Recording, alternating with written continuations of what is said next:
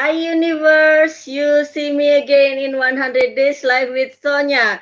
And yes, this is the place for the experts to share their experiences and of course their strategies in life and business to reach their goals and everything they want to in life and business. And as usual, I present the expert in their fields. And this morning or today, very special guest that we have because she's an expert also in business, but also she has a lot of rewards that she already achieved, and you can read that also in her bio in the description. What I want to know is how can she achieve those kind of rewards? Because her field is like if I can call it, it is like dominated by men, right? Because of it is a construction engineering, so not so many women are involved in it. So it is very inspiring for the woman that you can step up further on the next level in the business and in life.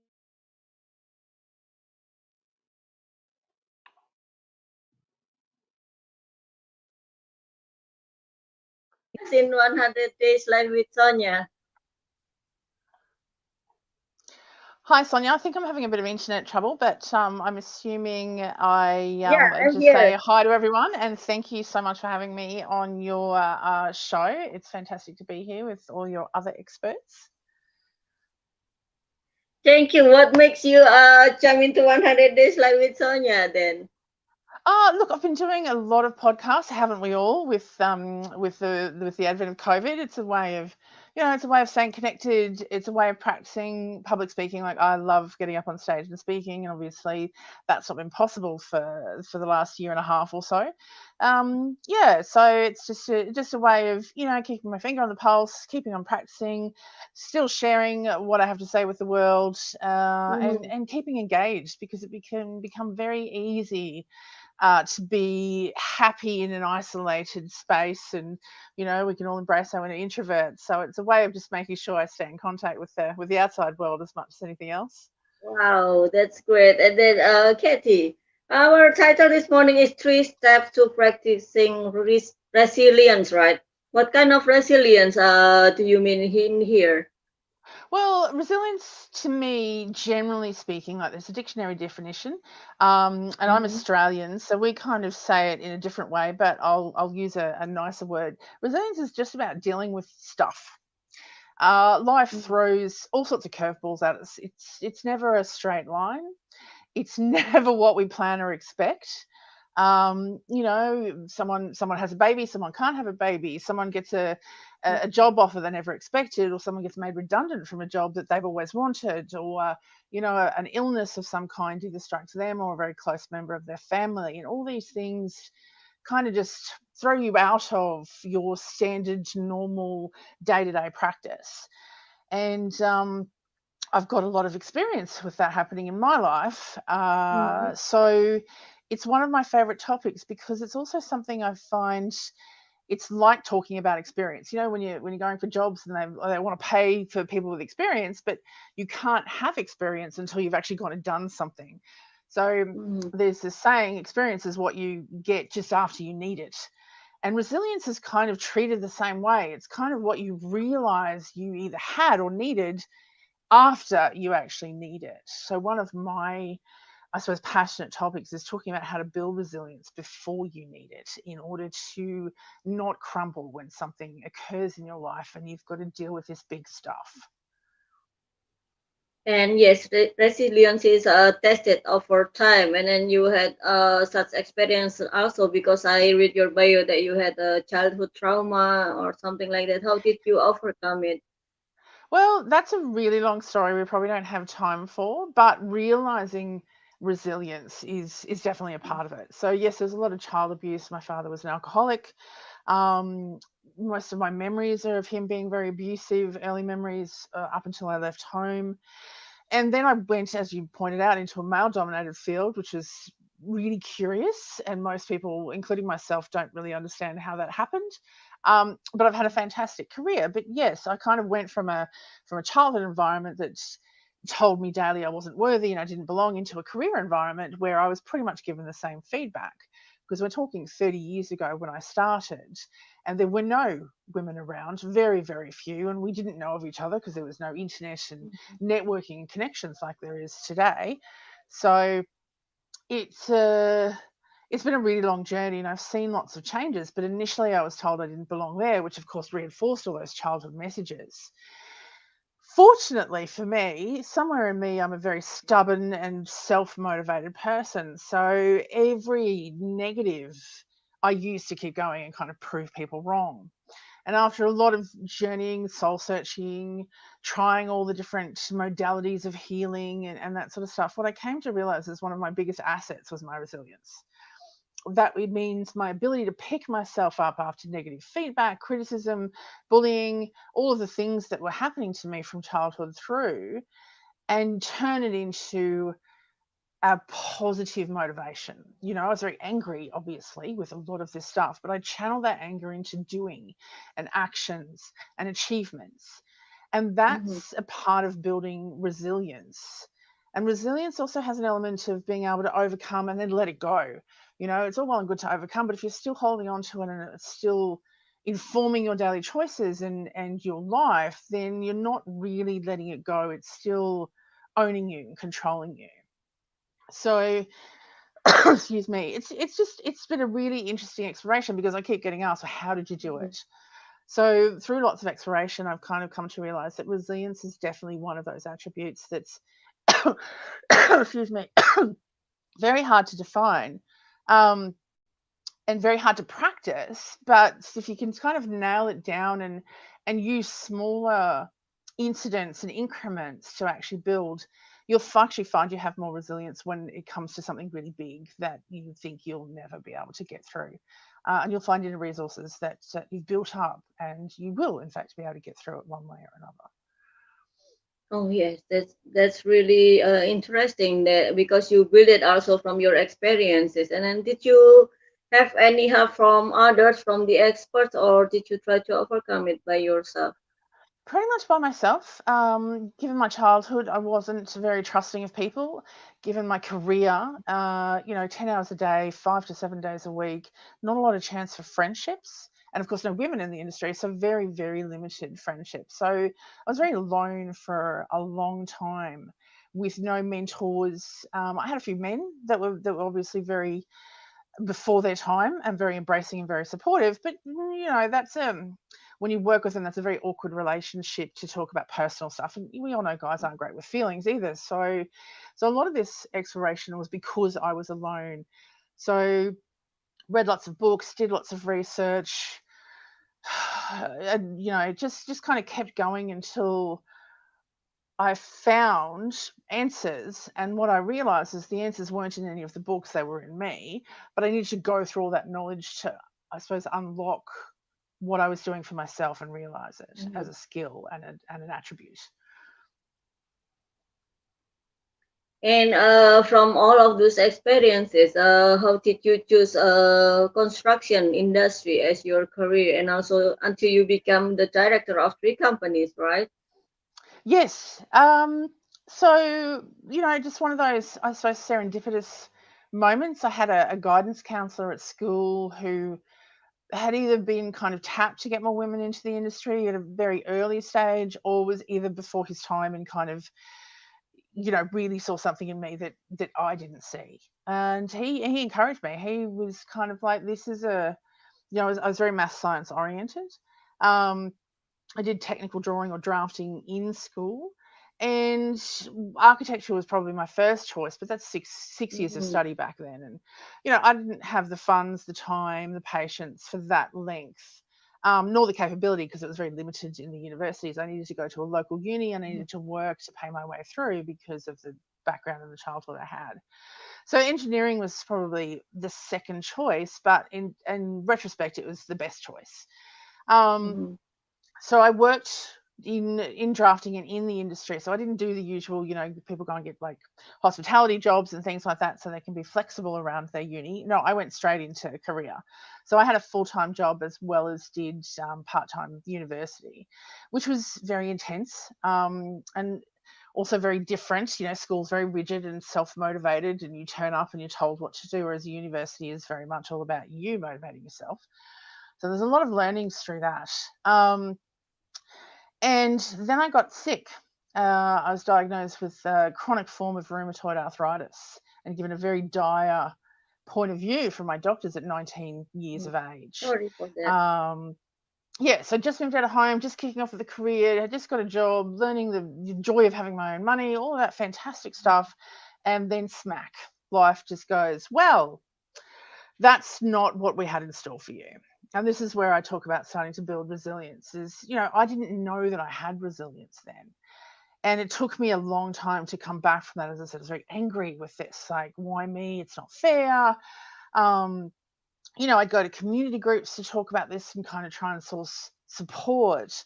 And because a lot of people with arthritis are in their more senior years, a lot of their advice was very disenfranchising for me. Give up, try something new, don't worry about it, pick another career. Which at 19, when you've just spent a year really focused on your goals and really intently planning your future, is not only rude, but it's a shock, and very disempowering.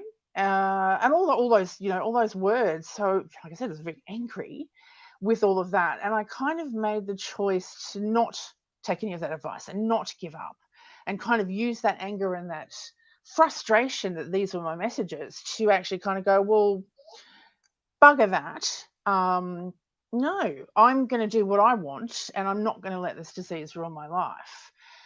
And 30-year journey later, so I was supposed to be in a wheelchair at the age of 24 from the crippling nature of my disease.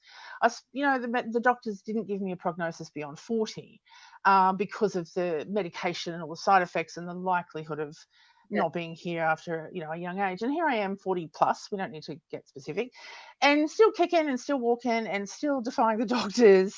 And a lot of that is due to resilience, because I haven't been rigid in any of my approaches or in my thought patterns, and I've allowed flow and I've allowed change, and I've been flexible in adapting to what my disease and my body has done to me, but also flexible in adapting the way I work and how I communicate. Just like we have with COVID and moving to podcasts instead of live speaking events, I've kind of had that approach all my life. So it's been interesting to watch a lot of people in that regard. And this is where resilience, I think, is really important, because a lot of people have not tapped into or had access to resilience through COVID, and it's really affected them, and it's really been a damaging process, because they either haven't, as I said, tapped into their resilience or kind of practiced it, or realized that that is a value that is now something we all really need to be practicing and looking at. And I do believe resilience is a practice.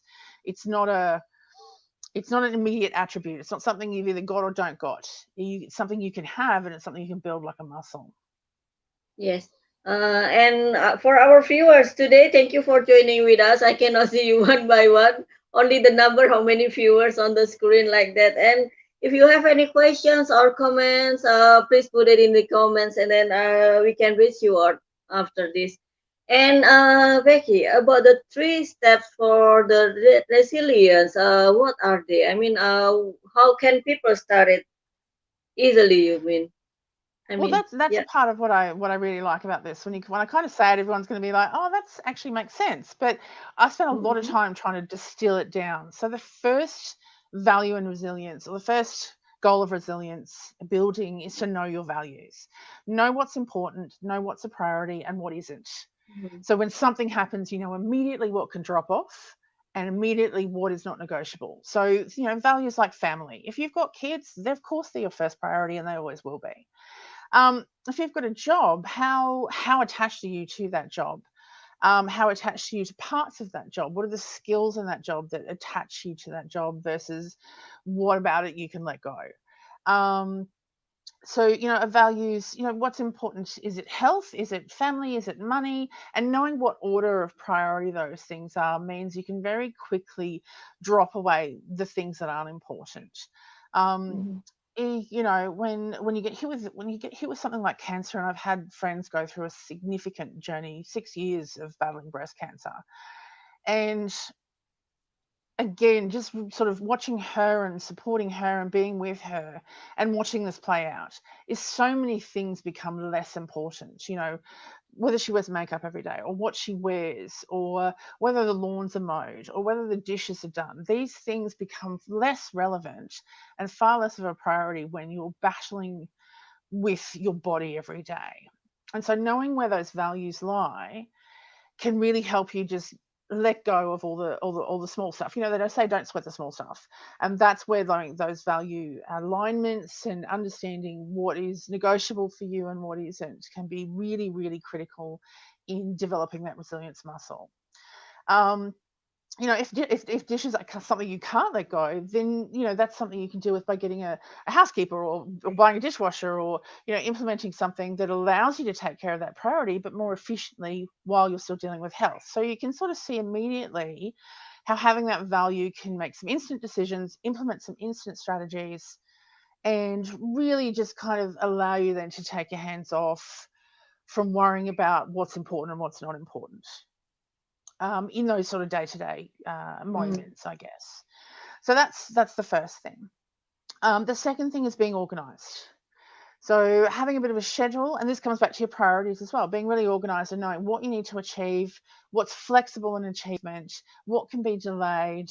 I think it's Stephen Covey and the 7 Habits of Highly Effective People. He Yes. has this the 4D system. Do, delay, delegate, or delete. And that's a really good system of organization when it comes to this kind of thing. So once again, it's about Mhm. knowing priorities. What is negotiable? What is unable to be negotiated? So health appointments, if we're using the significant health occurrence, health appointments aren't negotiable. You've got to make them. So what else can you organize around that? And what else can you delay or delegate to allow the space for that organisation to be focused on the things that need to be focused on. So again, it's about having a way of knowing what you have to do, how important that is, and using that important versus urgent, because what's urgent sometimes isn't important, and what's important sometimes isn't urgent. I know it's really interesting. Like, some people have a real thing about paying bills on time, but we all know that if you don't pay the bill on the day it's due and you pay it a couple of weeks later, you're not going to use the use of the utilities, and they'll even send you reminders and things like that. So allowing that value to relax, to take some pressure off yourself so that you can be more focused on the things that matter around your health, allow you to be a bit more resilient and a little bit more flexible and not get caught up in the small stuff and let it Mm. overwhelm you.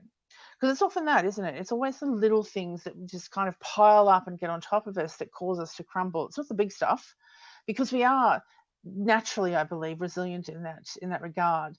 But it's when we don't have a structure in place for kind of Mhm. going, Mhm. do I need to focus on this right now? Yes or no? If yes, then focus on it, get it done, and move on. If no, then move it, delay it, delete it, delegate it. Um, so I find that's another really good one. And you can already see just with those two things, you've already got a really quick system for kind of, do I need to focus on this right now before my own health? Yes or no? So it's just a really quick, and you can do that. And like I said, this is a practice that you can do at any Mhm. time. So, okay, your coffee order was wrong. Some people let that ruin their day because, they really, really, really love coffee. But if you practice resilience around these little things, okay, is this important? Not really. You can get another coffee. You could Yeah. enjoy the taste of a new coffee. Or you could, I don't know, have a cup of tea or a glass of water instead. There are other options that you can choose if you want to let go of this and just practice a little resilience around that. Mm. And there's so Mm. many little things that we find we allow to get on top of us and ruin the rest of our day. Like, a rude car driver, the coffee, spilling something on ourselves, someone not responding hello or a greeting, or they kind of grunt at you in the morning instead of a hi. All these things can really impact us. So this is where having that sort of that priority and that value is like, is this really important for me to hold on to, or can I just let that go? So practicing Yes. resilience with these little things builds that muscle for when the big stuff comes. And So the this third is how one, important resilience for creating your new habit, right? Absolutely, yes. And like I said, it's a practice. So start with the small Mhm, stuff, build that muscle, and when you need it for the big stuff, you'll find it's already in practice and there, and you've got some ability to navigate your way through the big life-changing holy stuff moment. So, mhm, and then the third one I find is communication. And this is something that we are all in our own way when it comes to something really personal, really deep, really big, terrible at communicating because we don't want to be a burden and we don't, sometimes we just don't want to talk about it. And we don't want to ask for help, especially if we're strong, independent women. And we don't want to burden others and we don't. And that change in thought of, but what do we need? You know, do we need someone to just come and sit with us? Do we need someone to come and just clean our house because we don't have the energy to do it? Do we need to, what do we need? Do we need someone just to take the kids away for an hour so that you can get 1 hour of sleep all in a row? And I know so many new mothers with newborns would be like, oh my God, they'd kill for an hour of sleep because that's just not a mhm, thing apparently for the first 2 years, and beyond possibly. So, communicating our needs, particularly to ourselves, like that doesn't even need to be an external thing, but being able to communicate with ourselves gently, clearly, coherently, sitting with yourself and going, what do I need? What do I need? And what do I need? And the emphasis is different in terms of how I'm going to get through today. What choices am I going to make? What do I want to achieve versus what do I need to achieve? What's important for me to do? And we come back to those values and priorities and time organization. But communicating with yourself about that and giving yourself that space to just go, today I'm going to try for two things. And only one of those is critical that I get done. So that's what I'm going to do first. Everything beyond that is actually a bonus of achievement for the day. And allowing yourself that space to have that communication and to then allow the mhm, timeliness and the organization and the prioritizing of that to be simply something that flows. Um, and then obviously communicating externally. Tell your friends if you don't want to talk about your illness. And that was one of the big things with my friend who I used as the example with the breast cancer. Is some days she just didn't want to talk about it because she's not her cancer. Some days you just want to go, what's normal, real, ordinary life like? And, we talk about, excuse me, industry gossip or movies or a TV show we'd watched, or just pick something random and just have it not be about the disease or the overwhelming thing that was going on, because it is so overwhelming. Sometimes you just need to be distracted. Um, just going and sitting with her and putting a movie on and not really watching it, but just being in her presence and being there, and occasionally getting up and getting her a glass of water or a cup of tea or whatever it was she wanted. mhm, That, if she hadn't have communicated to me that was something that was important to her, I would not necessarily have known to do it. I would like to hope I was a good enough friend that I would have done it anyway. But it's about making sure that you're clear on your needs with others so that you can be comfortable. Because sometimes people can go overboard in helping. They can go overboard in wanting to discuss it. And they can't really, read the room because they're too consumed with their own wanting to serve that they don't necessarily realize that perhaps they're overdoing it for the person who is actually experiencing the thing. So that communication and being clear, what do I want? What do I need? What am I going to ask for? And what are my boundaries around that is another really, really good attribute for building that resilience. And again, mhm, practicing that before you get to mhm, this point, it's a really good habit. And it's a really good habit generally for life. But it's even more critical when you're overwhelmed by this really big life stuff, that you have the capability of going, you know what? That's a boundary. Thank you so much. But I need you to change the topic, shush now, move on, leave me alone, whatever it is I'm trying to communicate. I need to be able to do that in that space and hopefully have that be honored by the person I'm communicating to. And that comes with practice. Yeah, for the internal communication, how if someone has the debates or the struggles with his or her internal communication, that she cannot choose or he cannot choose what she or he needs to prioritize. Yes. Yeah, and that's where you can see all three of those sort of values, practicing them together, Mhm. communicating what you want, what your Mhm. values are, how much of a Mhm. priority they are, all allow that resilience to kind of take shape and form. Because once you can kind of say, this isn't a priority, I'm not giving it any energy, I'm letting it go, I'm choosing to do this right now. That's really important when it comes to the overwhelm and the too much that comes with big life stuff. So, and Mhm. it all ties together, and it all has a holistic approach, I guess. But that's why I believe that those three things are enough to start practicing resilience and doing that every day. Just making Mhm. yourself have a chat. What's important to me today? What am I going to achieve? What am I going to say no to? And how am I going to, manifest that in the world and in my organization and my time today? Yeah, it sounds really simple, but for people to Yes, practice that, it can exactly. be very complex, Yes. which is why I kind of have this passion for practice it before the big stuff happens, because Mm. you don't have time and you don't have necessarily the energy when the big stuff happens to really kind of have that practice. You really kind of have to do or die, and sometimes that's sadly quite literally. So practicing it and making it a natural habit before you get to that point is just something I'm really Mhm. passionate about encouraging people to do, for their own benefit and for their own value in life and quality of living, let alone for when the big wave hits. Yes, and thank you for Terry Levine, Jesse Kutri, and Tim Chilat for being with us this morning or today, Yes, thank nighttime you. at their time. And Becky, how long does it take to join your program, and what are the outcomes that your clients or your needs can get from you when they join your program? Look, I'm all about success. I if you've had success and want more, that's my ideal client. I want people who are really focused on the future, achievement, Mm. and have a really good vision of where they want to get to in their life. It maybe just needs some of that, mindset, coaching, goal setting, or some of this Mm. resilience training. So Mm. my intent generally when someone's working with me as a coach or a mentor is essentially, where are you Mm. now, where do you want to be, let's get you there as quickly as we can.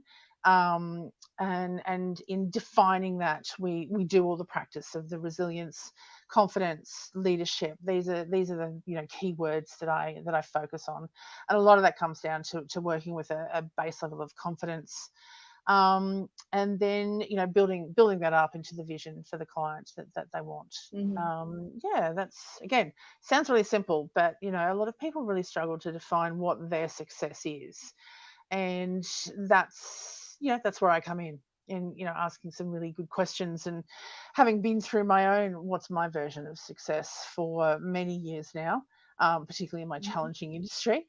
And yeah, that's generally what I hope for people to get out of my coaching. And yes, you also mentioned about your books. What books are they, and how can our viewers get them? Are they Okay, still great. in the I normally have yeah? a copy of one here, but I'm not prepared today, obviously. So No I basically problem. have an Just put the anthology of a link lot of here. writing I've done in magazines. I've put it all together, and it very much Mhm. reflects what we've talked about today. So there's discussions on resilience, leadership, confidence, how to do all the things that we've just talked about. Some of the things I've talked about, like timeliness, I've sort of broken down into more Mhm. steps for people to be able to follow. It's kind of a bit of a guide for self mentoring. So it's the book that I wish I had. Mhm. I come from a premise, and with my background, there's a lot of the self help and self Mhm. development work out there starts with the premise of just believe in yourself. When you have not had that as an example, demonstrated that, or had anyone believe in you, that phrase has no meaning. And being of an engineering mind and background, I'm like, well, what are the steps? How do I do that? What's A? What's B? How do I get to that believe in myself step? There's going to be a process.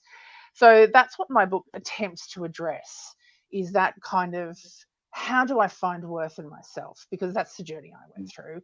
And there's not really a lot of books out there that address that specifically. So you can find it via my website, www.wordsofbeck.com.au. Connect with me via Facebook, Words of Beck BEK, is on Amazon and Smashwords in ebook form, and I have some print copies available if anyone likes the tactile books still these days. But yeah, feel free to contact me. I can direct you to some of these resources, and we'll be happy to have a chat if anyone's interested in discussing anything further. Yeah. Please do not forget to put the link in the comments there. And what is your message? Yeah. After this show, then there are videos before I put them into the recordings, right? For our audience who register for the VIP, right? And then, what is your message for our viewers? But you can do it.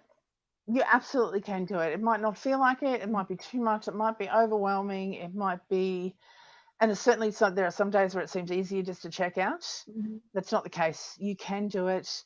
You will do it. Ask for support. Check in with your values and let the little things drop off and focus on you, and that's okay. In a moment, I'm trying to put your website in the comments, not the private comment. There Okay. it Oh, sorry. is. I haven't used this This program one. before, so I can. Okay, you're doing There, that. All right, I'll keep doing what I already. am doing. There it is. So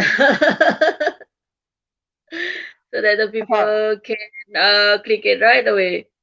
wonderful. And Thank I you. thank you very much for you to come to 100 Days Live with Sonya, and of course, our other speakers who support this program, right? This is like a master class every day for free. But also, if you would like to have the recordings, then you can register to our coachinguniverse.anitasonya.com, our coachinguniverse.anitasonya.com, and you can upgrade into VIP. And then, yes, for our main sponsor, Livestream Universe from Ross Brand, and then of course from Kathy Smith as our sponsor today. You can check her website at catcoin.com.au/plan. catcoin.com.au/plan. Then I thank you very much once more for coming into 100 Days Live with Sonya, Becky, and please do not hesitate when the viewers contact you directly. I want all of the viewers or the people who need you can contact you right away. The people who need you. And I hope you have a great day and maybe a great night for you in the other part of the universe. And I'll see you there. Bye bye. Thank you so much for having me, Sonia. Really appreciate sharing my message and talking with you Thank you today. so much. Cheers.